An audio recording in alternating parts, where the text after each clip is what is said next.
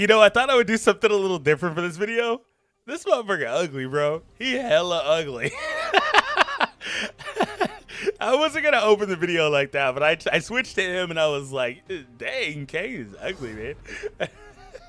Anyways, guys, my name is D Free, and I gotta say, one of the most important aspects of the entire solo leveling series is the shadows. And in Solo Leveling Arise, the game here, we have the ability to unlock and progress a ton of different shadows. Obviously, more will be available in the future, and these are the ones we currently have. And so, ultimately, you'll find yourself facing the question of which ones should I unlock, which ones are the best ones overall, and we're gonna talk about that here today. Now, that was how the video was supposed to open. So I gotta ask you guys as well, because overall I gotta say this, and I'll explain more, I'll elaborate throughout the video, but simply put, with these guys being so important in the series, it's pretty underwhelming how they're treated in the game. They kind of suck here. So what is one change you would make to this shadow system in Solo Leveling Arise to make them, I don't know if it's more powerful, but maybe more relevant? What's one change you would make? Let me know in the comments down below. So, all right, and I really want you guys to answer that because I may or may not feature your answers in an upcoming video, and also I'll be responding to you guys, and I frankly want to get to know you guys a little bit better. All right, so that being said, let's dive in. So, I did a video similar to this yesterday, and it was in the it was pretty soon after Cerbie came out. I initially said I thought Cerbie was really, really good, and I think that with Cerbie, you do still want to unlock him as an optionary choice. I think he has solid utility in his skills, which we'll talk about in a minute, but I'm not so sure that you want to upgrade him all too much. Now, the first thing I got to tell you is Kaisel, probably pronounced it wrong, gonna come out soon. As you see him back there now, he is probably gonna be pretty good, so that's another thing. So maybe you want to save your shadow traces. Now, I will say, if you're always saving, waiting for the next thing after that's gonna come out. So like, you may save for him and it's like, oh wait, I want to save for Beru. Oh wait, I want to save for Bellion. Oh wait, I want to save. You see what I'm saying?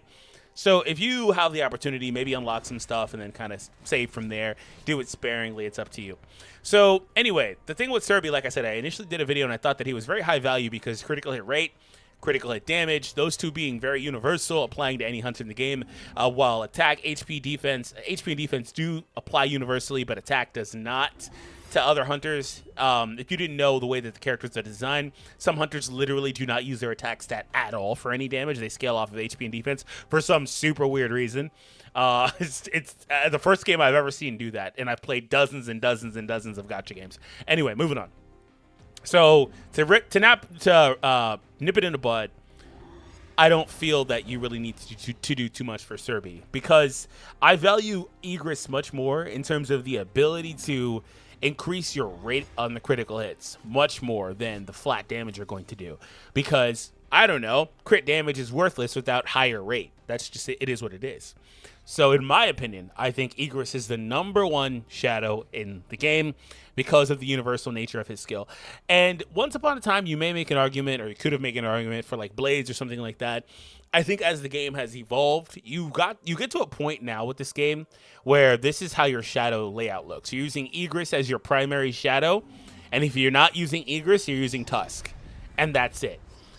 Does Cerbie have a chance to be one of those types of characters where it's like, if you're not using him, you're going to use him for sure?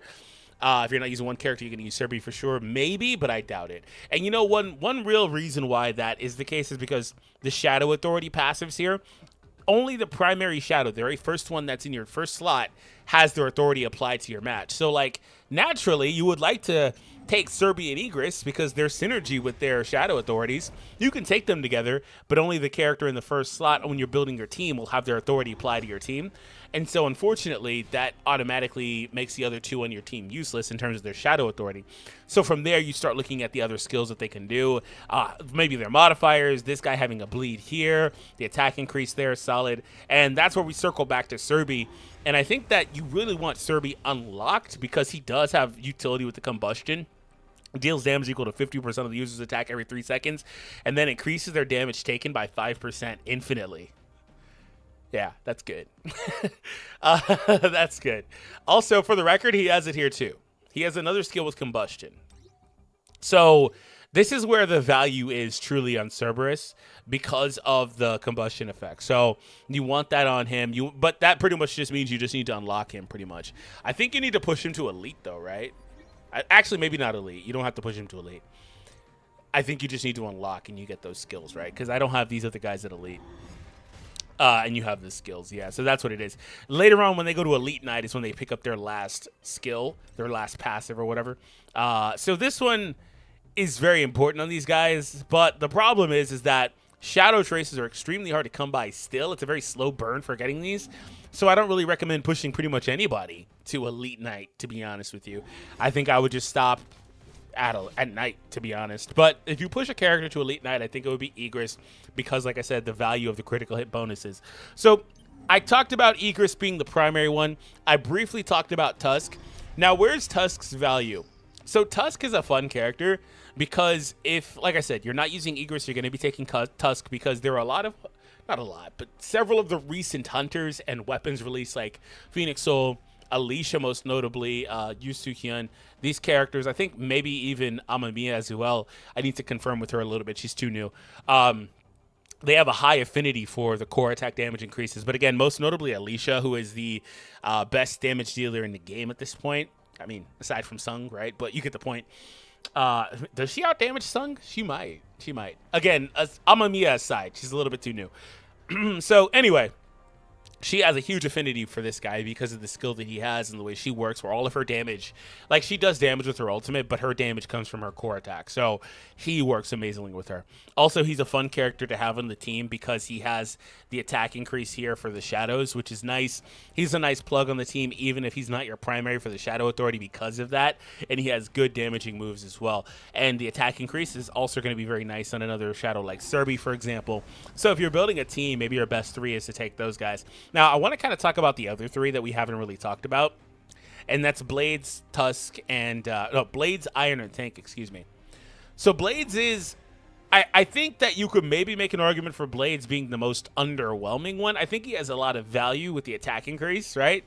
I will tell you, though, that the attack increase on him, it, like I said, doesn't apply to a lot of hunters, and I think that holds him back to a degree, but I think he's valuable for it because you can put this guy as the lead if you have enough. If you feel confident that you have enough critical hit on your characters through artifacts and stuff like that, you can, and maybe skills, you know, like Sung Jinu or whatever, you can put this guy as the primary and then get the extra attack, which is just going to spike your damage more, right? So there is value with that. And I really also like the attack increase there. But when you start looking at utility of skills, he doesn't really do anything else. So he's basically a passive. And so if you're going to build your team, I actually think that if he's not your primary, you just pretty much leave him off the team entirely. Because he's not doing combustion. He's not doing bleeds. Tech dude, what's up, man? He's not really providing you with some of the other things that you may or may not want. Like, again, the attack increase here for the shadows is nice too. It's just he's lacking all that. And so we talk about these guys. They have other things too, like stun in here as well. That's nice for one turn. We look over here. He's got a defense decrease, which is actually low-key really solid because you may or may not have triggered a defense decrease on the opponent. And then also, this is very valuable in content where Sung Jinu is not there to constantly reapply his Shadow Step because there's not a lot of actual hunters that do a defense decrease. So very valuable as one of the plugs on your team because of the defense decrease debuff on the opponent being added in. Like I said, not a lot of characters can do that. So that's where you start looking at those other guys. So let's go ahead and just do a brief ranking. Here's how I rank it. Number 1, S rank, Egress, top character, top shadow. Number 2, do I think he's also S rank? Yeah, I'll leave him S rank. I'll say they're both S rank. I'm not going to visually do this, so just take mental note. I think they're both S rank. There you go. Now, the funny thing is, I think there's actually a decent gap after that. And then I will go A rank, Cerbie. However, the caveat with Cerbie is, again, his passive is good. I just don't really care much about it. I care more about his combustion. And he has good range on one of his skills where he kind of hits the floor and then the flames go flying forward. So that's where Cerbie is. He's the next best shadow. But again, to get that, you don't really need to upgrade him too much, right? So that's kind of the caveat with Cerbie. So you don't have to push him too far. And after that, I'm going to put the remaining 3 in the same tier. They are ones that you plug in. So the stun, is very short. It's for 1 second. Has utility. I think actually. Okay, so he's on the same tier as Cerbie. I like him for the defense decrease, and I like his shadow authority more. So Cerbie is at the bottom. So okay, let's do this one more time. 1, 2, 3, 4 is blades. 5, 6. Wanted to make that as clear as possible. There you go. Regardless of tiers, the only thing you need to know is that the top 2 are the ones that you're using most of the time. And so I think that the best trio is most of the time going to be the top 2 with Cerbie. And maybe Cerbie gets dropped off and you plug in another Hunter depending on the content you're taking on. Or another, Shadow in that 3rd slot depending on the content you're taking on. So where are the issues with this system and why do I say it sucks? First and foremost, resources.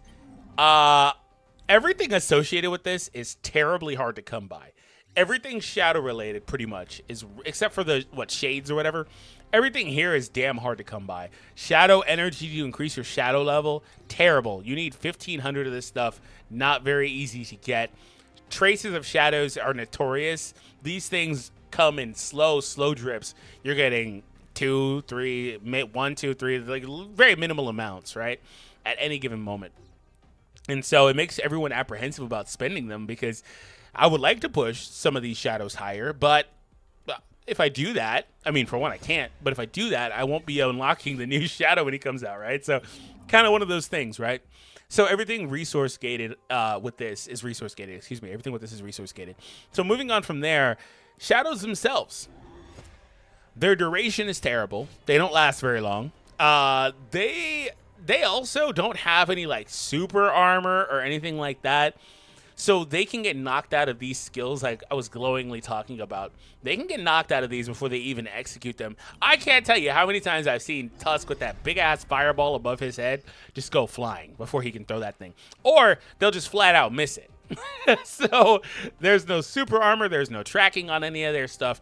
And some of this is because they're universal. They're applied. Even when Seungju is not on that, they're in the team party mode, things like that. And they're still technically backup for those guys. And they're not meant to be the main focus. And it's a balancing act because you don't want these guys to be too good if you're the devs of the game, because it decreases the value of the hunters because you have more of a linchpin with these characters helping you out more than they probably want them to. So, but like everything with them is just terrible. If you put the Monarch's Domain Blessing Stone, which by the way only applies to one piece of content where Sung Jin-woo is the primary, doesn't have anything to do with these guys outside of Sung Jin-woo modes, that's automatically a downside.